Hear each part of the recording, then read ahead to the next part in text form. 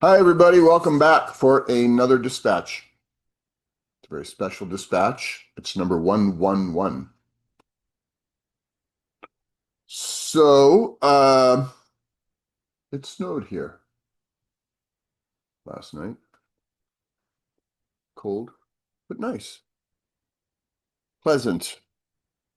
Thinking pleasant. Okay, so this is an essay by Andrew Forge on the painting of Jake Berthot. Jake Berthot passed away a few years ago. He was a friend and colleague of Andrew Forge. They both taught at Yale. Uh, Jake retired before I got there, which is too bad. I never met him. His work is beautiful. He was an abstract painter and then representational, doing these very dark, romantic forest landscapes. I remember seeing an exhibition of his work at the Betty Cunningham Gallery. She carries the estate. And they were beautiful, dark, rich. And there was this one painting, and he had uh, written around the outside of the painting, but inside the frame, right? But it was a poem by Rumi. And I thought, wow, to do that today. Is this open? No, this is not. Hmm.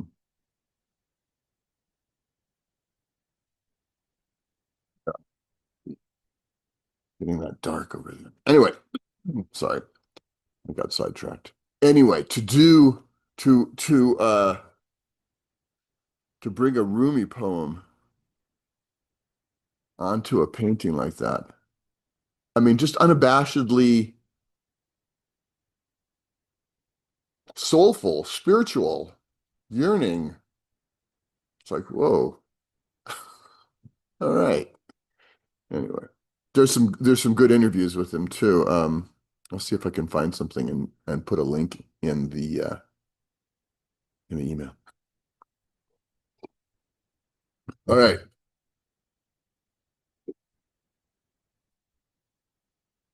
Geometry turning into place.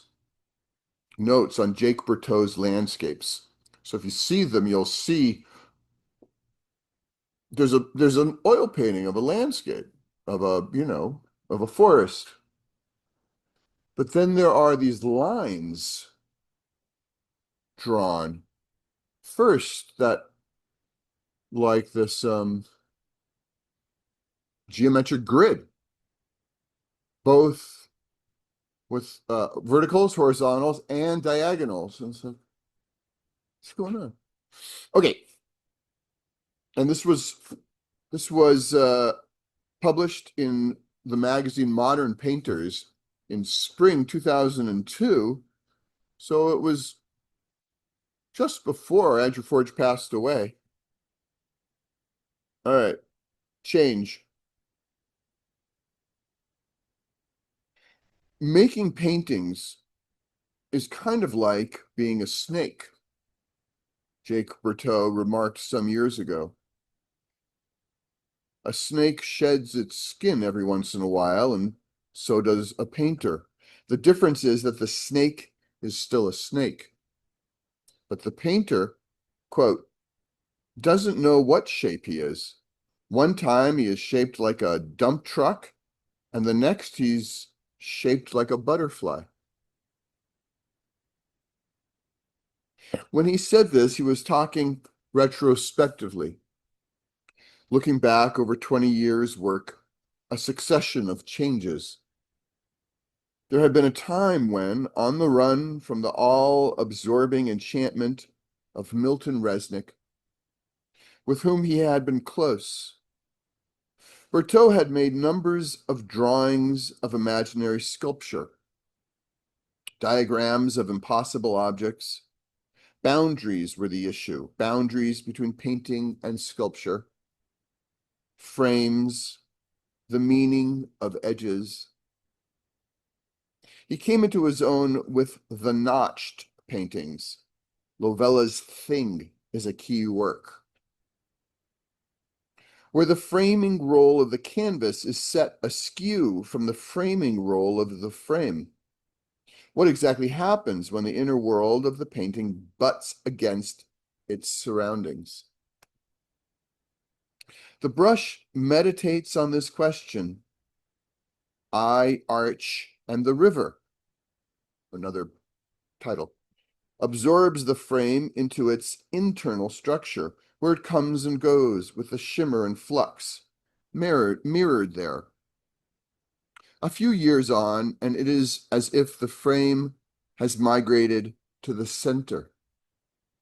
Geometrically regular shapes, ovals, oblongs, or capsule shapes are the general objects that he manipulates to particular and unrepeatable states, opening them to transparency and a kind of spectral monumentality. No, and a kind of spectral monumentally. It's got to be monumentality. Bather, or locking them into an event of light, green oval for Myron Stout. Dump truck, butterfly. The shock of his metaphor was prophetic. 5 years ago, he showed astonishingly paintings and drawings of trees. The drawings in particular made an unprecedented contrast with the primitive emblematic drawings that he had shown only a few years before. You know, it's interesting. A quick aside. A lot of the conversations I have with students are about style, consistency. And here, you know, you look and it's like, well, this guy radical changes, right? So just saying, it has more to do, the question really isn't so much about stylistic consistency. It's more about a sense of deep engagement. That's the question. All right, where are we? Trees. Yes. The drawings in particular made an unprecedented contrast with the primitive emblematic drawings he had shown only a few years before. Where had the hand that made these graceful and nuanced pencil drawings come from? The work that immediately preceded the trees was a series of predominantly red paintings. They were aggressive and highly charged. And at the time, one saw them as the latest round in his continuing battle with the issues that he had made his own, the problems of meaning and expression in a purely formal context. In retrospect, the red paintings look rather different. Titles like Grief for That Past and Over the Past take on a more pointed meaning. One begins to see the passionately brushed red both as an affirming note of challenge, a forward thrust, and as a cancellation of earlier states. The scarlet rectangle that is the hero of Over the Past floats triumphantly forward like a banner. Traces of earlier states, cold, gray, can be glimpsed like an abandoned battlefield through tatters in the red. Revisiting these pictures now, one can almost smell the urgency of the desire for change. Berthot has always worked out of the conviction that painting itself has a moral dimension, and that the movements of the brush, the decisions taken on the picture surface, given intensity of purpose,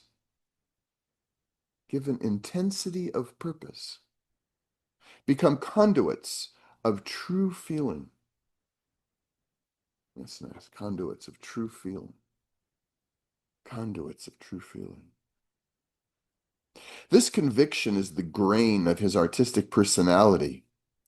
Irony is completely foreign to him, as it was to the Rothko Pollock generation with whom he has, in some respects, more in common than with his contemporaries. Painting is an act of faith involving the whole self.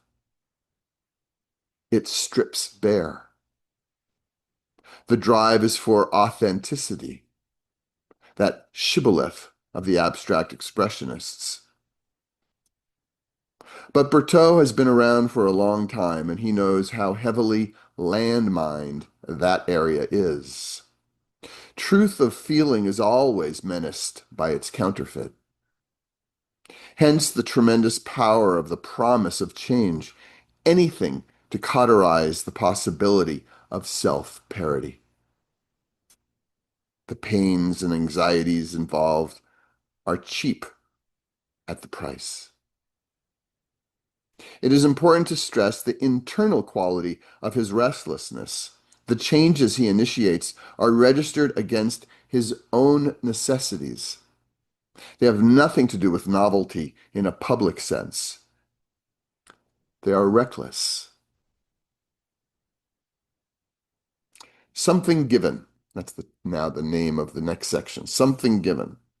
You have more freedom if you know what you are going to paint, Berthot said recently. And in the same vein, a few years ago, I'm not interested in searching for form and developing it through the act of painting. I've always wanted something given, something I could watch and build on without having to find it, kind of like someone who paints a still life. When he said that, he must have been thinking of the ovals and oblongs that were the central presences in the paintings that he was doing then. In the recent painting, the givens are relocated in complicated ways. For a start, they are not the landscape site itself, for these are not plein air paintings. They are works of the imagination. The first given is the elaborate grid that underlies each image, most clearly seen in the drawings. Some critics have failed to see the essential part played by these grids, mistaking them for leftover traces of studio mechanics. But they are integral to the final image. Their role is generative. They stand behind the particulars of trees and fields, a sort of Emersonian one, choosing and informing the disparate events.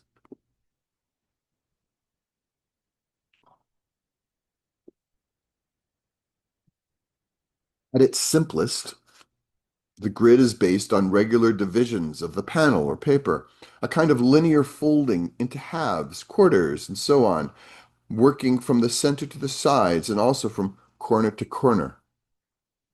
The first divisions are thus proportionate to the whole rectangle. Sometimes the vertical horizontal elements take precedence, sometimes the diagonal. He plays one system against the other, two themes in counterpoint. As more and more divisions are made, the grid begins to take on the character of a web, stretched across the surface, the vertical horizontal strands enhancing its frontality, the diagonal strands pressing back into an imagined depth. Slowly, a spatial reading emerges. The grid states the hard geometrical fact of the rectangle. This is one side of the equation. The other is fluid, the polymorphous flow of fantasy and desire that answers the rectangle, accepting it as its field, its home, and ultimately transcending it.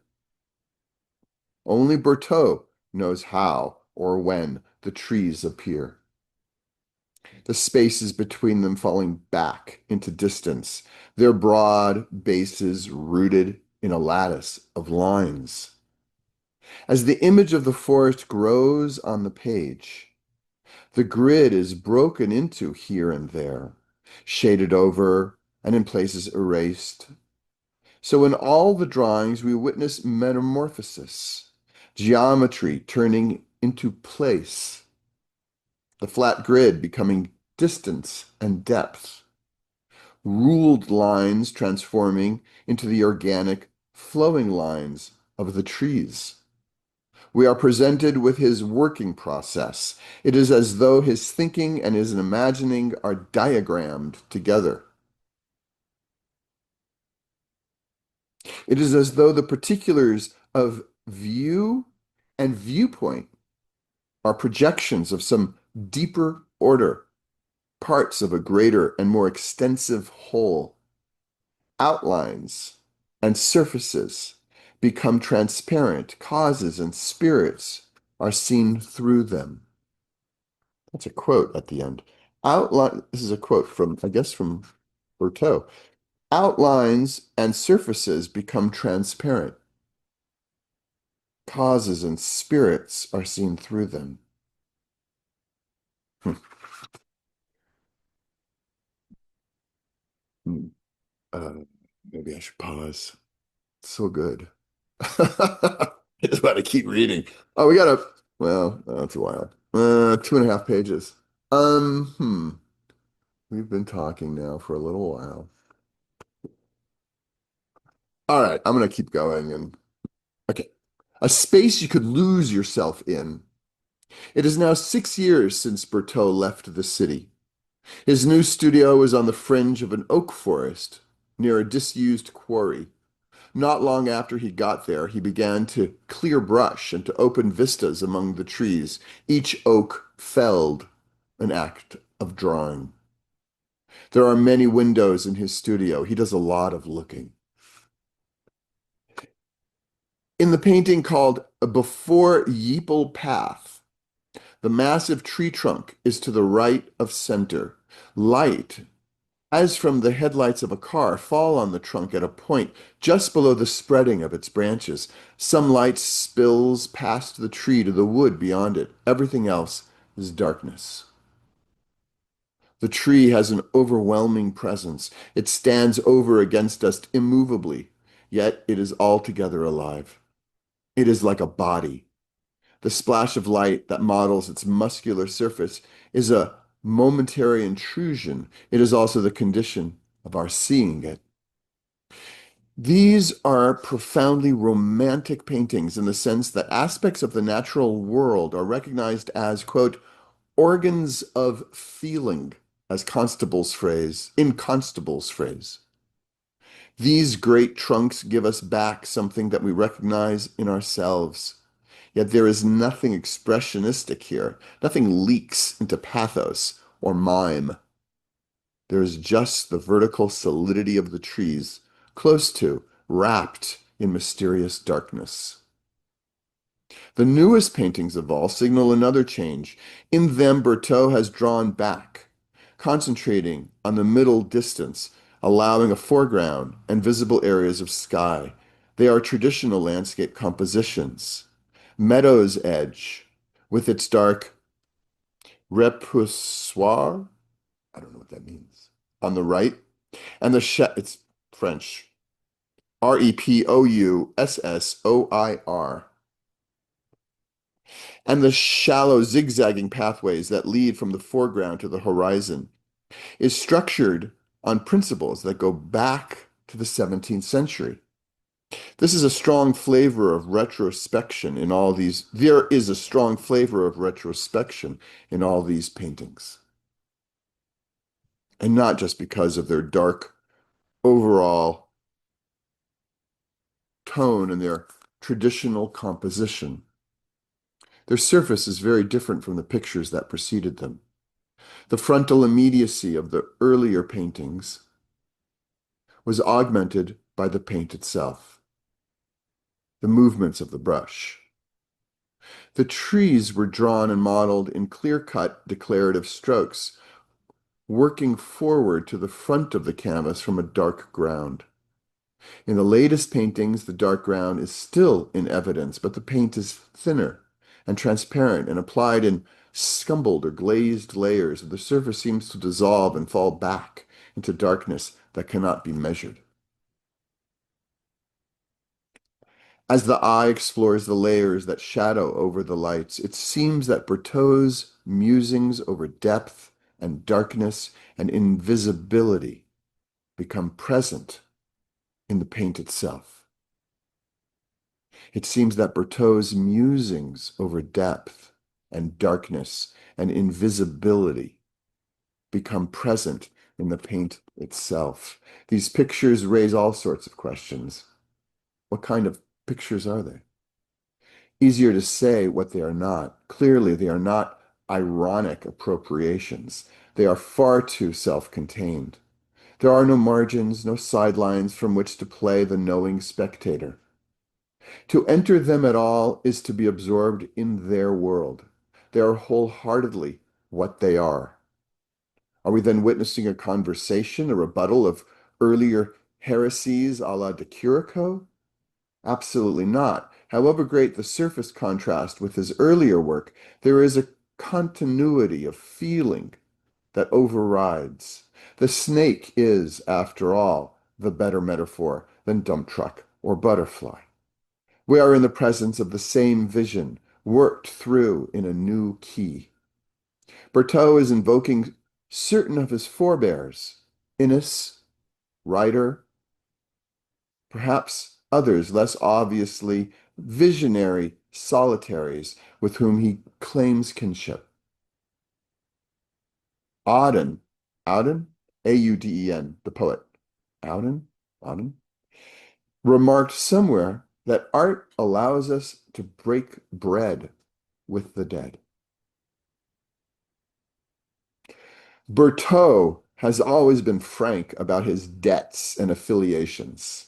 Generosity is one of the things that has made him a great teacher. Many of the titles of his pictures have been dedications. One of the darkest and most numinous of the paintings is called Approaching Night for Ryder, Ryder, Albert Pinkham Ryder.